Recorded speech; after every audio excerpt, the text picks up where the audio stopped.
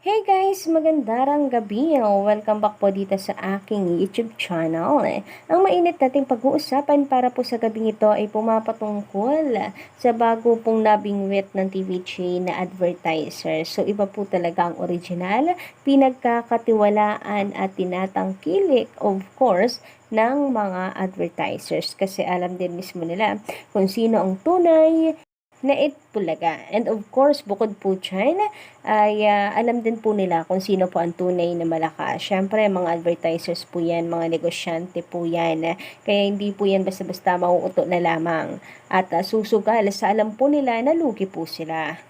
So, but before that guys, sa mga hindi pa nakaka-subscribe sa aking channel, don't forget to click the subscribe button and notification bell para maging updated kayo sa mga susunod nating balita. Lalo na ngayon, grabe talaga po ang labanan para po sa titulong Itbulaga.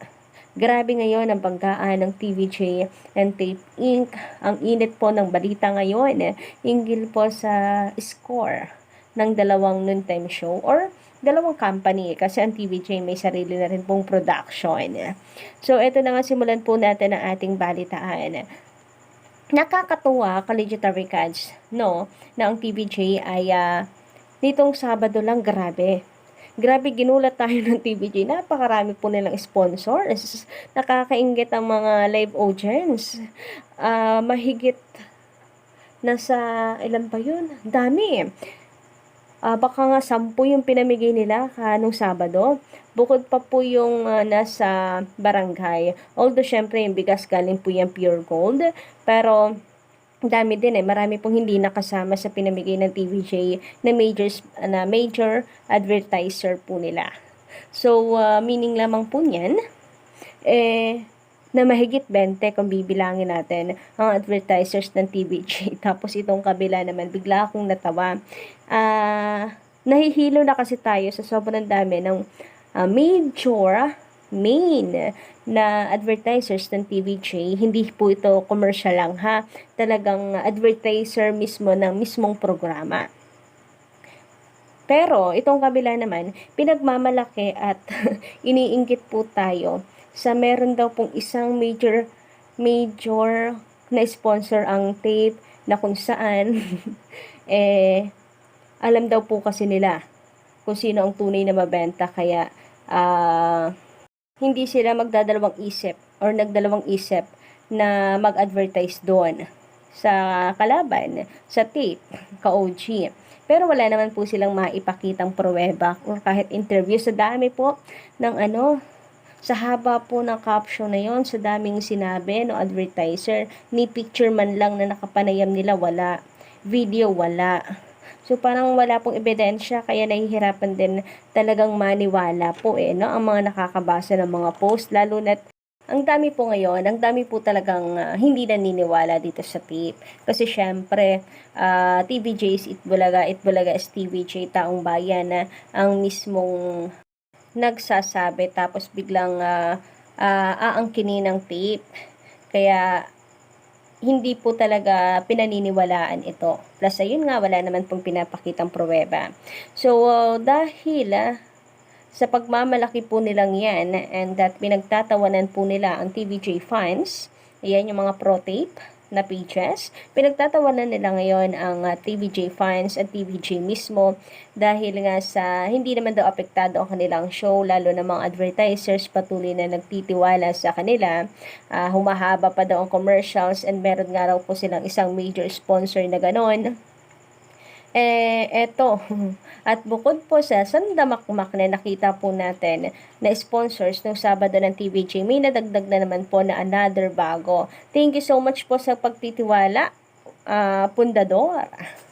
So, malamang laway na naman po ang pro-tape, ka-OG. Laway na naman ang tape sa dami po ng nagtitiwala sa TVJ. Bukod kasi sa nahakot ng TVJ, ang advertisers, bukod doon, meron pang nakukuha sa labas ang TVJ ng mga advertisers. Bongga, di ba?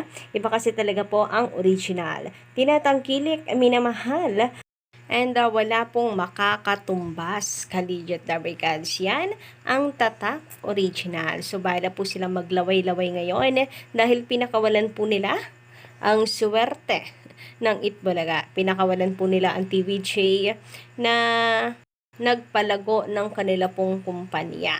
Sabi nga po, hindi naman na Tape Inc. ang nagpayaman or hindi naman po Tape Inc. ang nagpalago sa mga products, sa mga produktor, sa mga advertisers, kundi ang TVJ, yung tao mismo. Dahil pinagkakatiwalaan ng advertisers, halalong higit ng mga viewers, mga consumers, ang mukha ng TVJ. Pag TVJ po ang nag-advertise. So, palagay niyo po ba, kapag nagkaroon ng commercial ang mga halos-hos, tatangkilikin? Siyempre hindi, di ba? TVJ ang main reason kung bakit malakas ang kanilang programa or malakas silang humakot na advertisers kasi effective endorser ang TVJ and legit Dabber Cards. Kung TVJ at Itbulaga ang nagpayaman sa kanila, TVJ din at Itbulaga din ang magpapalubog po sa kanila. And yan na po ang nangyayari sa kanila ngayon. Siyempre, milyon-milyon po ang gagastusin nila dito pa lamang po sa kaso. Tapos, syempre, sa danyos nahihingin ng TVJ para po sa paggamit ng titulong Itbulaga na wala pong permiso sa kanila. Kaya hayaan na po natin sila dyan na maglaway at mainggit sa natatamasa po ngayon ng TVJ. Siyempre, manalo matalo, andito po tayo para samahan ang TVJ. Pero yung kabila ba guys, kung wala pong magandang abutin ang Tape Inc. sa dulo, ka-OG, mananatili pa rin kaya ang kanila pong mga defenders ngayon sa kanila? Kasi TVJ lang naman po ang mayroon pong solid na taga-suporta. Yung kanila ay alam nyo na, mukhang kung wala pong balita, wala rin pong tagapagtanggol or wala rin pong solid na taga-suporta. Karamihan nga po sa kanila ay Esconians, ka-OG. Kaya kung sakali na pati po si Esko mawala po sa kanila, ay wala pong matitira talaga sa tape. Wala ulit matitira sa kanila. Samantala ang TVJ kahit saan po mapunta ay nariyan ang taong bayan nakasunod sa kanila. Ang tape kahit po siguro mag-exit ay wala pong pakialam ang mga tao sa kanila. Samantala, sabi po dito sa comment any program, commercial minutes doesn't count as it includes non-ads as well, like TV shows, breaking news, etc. They should count the actual advertisers. Po pwede rin kasi na humaba po ang minutes nila, pero paulit-ulit yung halimbawa, maaari shampoo. Isang brand po ng shampoo, tapos paulit-ulit lang pala mga 3 na nakaulit sa isa pong commercial break, 'di ba? So maganda yung sa TVJ ay nakalista talaga ang dami po at iba't iba talagang products siya. So meaning ganon karami products na nagtitiwala at naka-commercial sa TVJ. Samantalang dito sa kabila baka po paulit-ulit lang. Kaya maganda rin yung hindi lang minutes count ang kino-compute para malaman po ka-OG. So, ito kasing ginagawa pong taktika nung kabila, ang damage control. Yan. Kailangan na i-damage ang TVJ kasi masyadong malakas ang TVJ ngayon. So, kailangan i-damage yan para kahit papaano ay magmukhang katawa-tawa ang TVJ at mabawasan po ang supporters or simpatya. Pero, dyan po sila nagkamali dahil solid po ang supporters ng TVJ. Kumbaga mag-back to zero man ang TVJ ay mananatili ang mga fans sa kanila.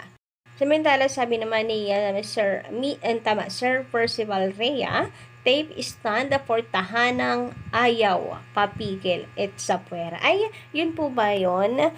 Akala ko po kasi ay television and production exponent. Yun kasi talaga yung nababasa ko Yun po yung nakalagay sa meaning nila. Opo, yun daw po talaga meaning ng television and production exponent. Pero sabi po nung iba, ano daw talaga yan? Sabi po nung iba pong netizen, ay talo ang peking Itbulaga. Yun daw po yun. Ewan, naguguluhan na rin po ako. Pa-comment na lamang po guys ng alam po ninyo para masaya. Para magkaalaman tayo. Para malaman ko rin, share naman guys. Charis. Samantala, sabi naman dito, aba, may sumagot agad. Grabe nga naman yun. Tate, tamang akala ni Paulo at Eddie. Sinong Eddie? Eddie mga halos-hos. Ay wow, boom, panes. Boom, boom, panes, panes. Grabe nga naman yung entry na yan. Mula po kay Black Box. Samantala, sabi naman ni Sir Francis Frederick, dapat hindi nagamitan ng tape ink ang Itbulaga. Dapat i-terminate na ng Jimmy 7 ang contract sa tape ink. Tuldukan na yan. Yes, to Urig. Itbulaga and not to generics, Itbulaga. So, marami po ang nandadawit pa rin ngayon sa GMA Network dahil nga po dito sa laban ng TVJ and Tape Inc. Well, hindi naman may iwasan dahil ang GMA nga po or nasa GMA channel ang Tape Inc. Kumbaga.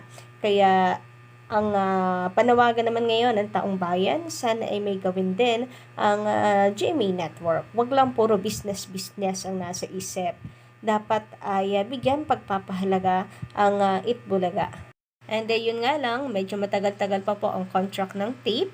December 2024 pa daw. Pero nung una, akala ko po June 2024. Ngayon naman ang urong sa December. Pero ano man po yan, ay ang sabi ng netizen, tuldo ka na ng GMA, i-terminate na lang. Para wala na daw pong peke. Wala nang peking Itbulaga. And yes to original. Kayo ba? Kaudyan ang inyong say patungkol dito. Pa-comment ka lang po sa baba. And don't forget to click the subscribe button and notification bell for more updates.